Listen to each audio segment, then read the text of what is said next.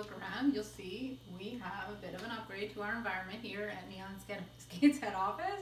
That's because I decided I'm going to try skating in my living room. First thoughts were like, ooh, I have hardwood. And then I thought to myself, this is what I do. I have hardwood at the store. Why am I so concerned? And so let's talk about preparing your skate floor and what the do's and don'ts of skating at home. So, first things first, I vacuumed and mopped and made sure that the surface is really, really clean.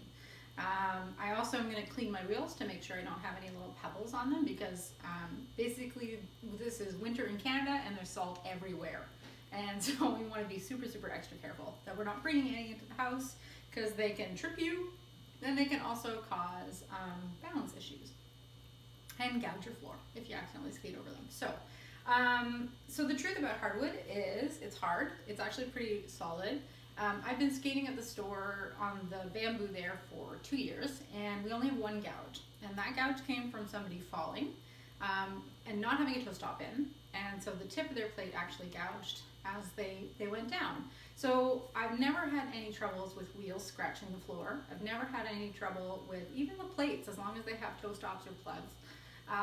But the other thing that you have to be careful of is if you wear protective equipment, just make sure that they are, if you have any sharp edges, because that can also gouge the floor if you fall, say on your wrist guards.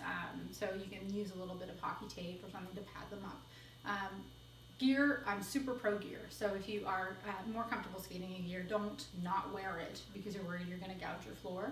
Just maybe put on, like you can cut some holes in socks and put them on your hands as well over your wrist guards. No one's going to be watching, so don't worry about it. Just be safe and comfortable.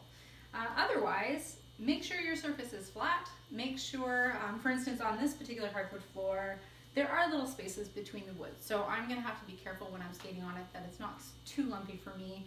I'm going to keep my joints nice and loose, as we've already talked about, to make sure that any kind of little vibration I can absorb in my joints. And I've also seen people use things like plywood. So you can always put a piece of plywood down. Taping over the cracks gives you a little bit of a bigger surface if you need it. Just be careful that you're choosing a surface that isn't too sticky, because especially when you're dance skating, it seems counterintuitive, but more slippery surfaces are actually more forgiving because you're doing so much turning and movement, not just rolling forward on your skates. So those are my tips for skating indoors. Get your space ready and let's do some dance skating.